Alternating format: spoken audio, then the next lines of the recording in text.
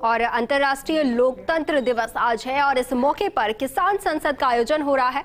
बिरला सभागार में इसका आयोजन हो रहा है।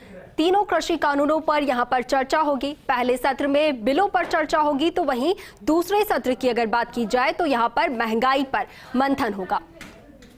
बिरला सभागार से ये तस्वीरें हम आप तक पहुंचा रहे हैं, जहां पर किसान संसद का आयोजन हो रहा है और किसान को लेकर जो 3 कानून बनाए गए हैं उन पर यहां पर चर्चा होगी। पहले सत्र में 3 कृषि कानूनों पर चर्चा होगी और उसके बाद दूसरे सत्र में महंगाई पर चर्चा की जाएगी, मंथन की जाएगी। तो अंतर्राष्ट्रीय लोकतंत्र दिवस पर किसान संसद का आयोजन और बिरला सभागार से ये लाइव तस्वीरें हम आप तक पहुंचा रहे हैं। तमाम किसान नेता यहां पर मौजूद हैं और तीनों कृषि कानूनों पर चर्चा होगी।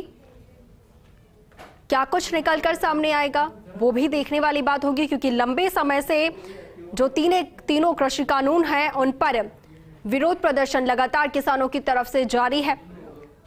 जो किसान नेता हैं वो अपनी मांगों पर अड़े हुए हैं। तीनों कृषि कानूनों को हटाने की मांग है, तो वहीं केंद्र सरकार अपनी बात पर अड़ी हुई है। हालांकि संशोधन की बात यहां पर सामने आई, लेकिन जो किसान नेता हैं, जो किसान हैं, उनकी तरफ से लगातार जो है अपनी मांग पर अड़े हुए हैं। तीनों कृषि कानूनों को हटाने की मांग की जा रही है। लंबे समय से किसानों का विरोध प्रदर्शन जारी है और अब तीनों किसान हेतु सदा कार्य करते रहेंगे।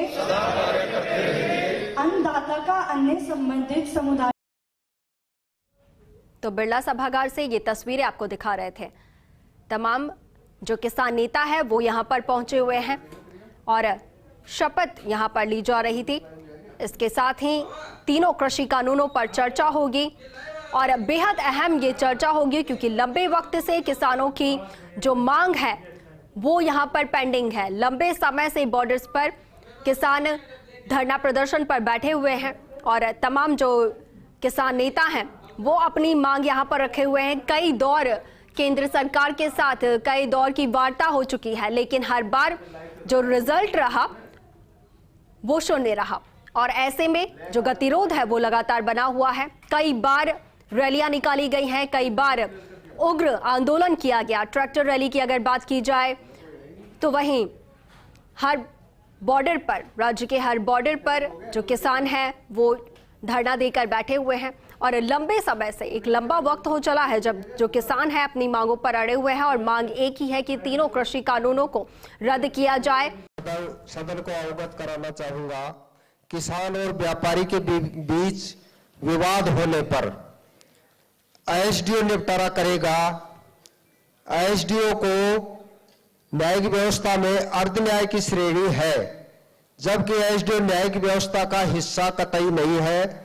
स्वतंत्र न्यायपालिका का सिद्धांत लागू नहीं होता है, क्योंकि एसडीओ शासन के नीचे और प्रशासन का हिस्सा है, जिसके ऊपर राजनीतिक और कई प्रभाव पड़ते हैं। दूसरा बिंदु है विवाद में किसान और व्यापारी के बीच विवाद होता है। किसान एक कमजोर पक्ष है जिसके पास छोटी जोत है और व्यापारी बड़ा है, सबल पक्ष है, उनके बीच में स्थापित है। अतः सबल पक्ष को कमजोर पक्ष कभी भी हरा नहीं सकता। यह पूर्णतया व्यापारी के पक्ष की व्यवस्था है जो संपूर्ण काली है। तीसरा, समझौता प्रक्रिया के सिद्धांत के आधार पर अपील का प्रावधान भी किया गया है, जो कि शासन के नीचे स्थापित प्रशासन के हाथ में है, जैसे एडीएम, कलेक्टर आदि। चौथा बिंदु है व्यापारी के फर्म और उसके विरुद्ध ऑर्डर पास होने पर अन्य कानूनी प्रावधान का विकल्प ले सकता है, क्योंकि किसान अकेला है और ना रजिस्टर्ड फर्म है, तो वह किसी न्यायालय में नहीं जा सकता जब तक एपीओ या एपीसी बना लेवे।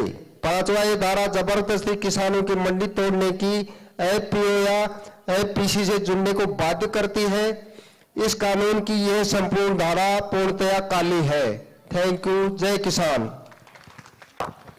धारा 8 में एक प्रतियोगिता की गई है। एपीसी को काउंटरली पैरेलल में बनाया गया और मार्केट में उतारा गया, सरकारी तंत्र मंडी को साइड में रखते हुए।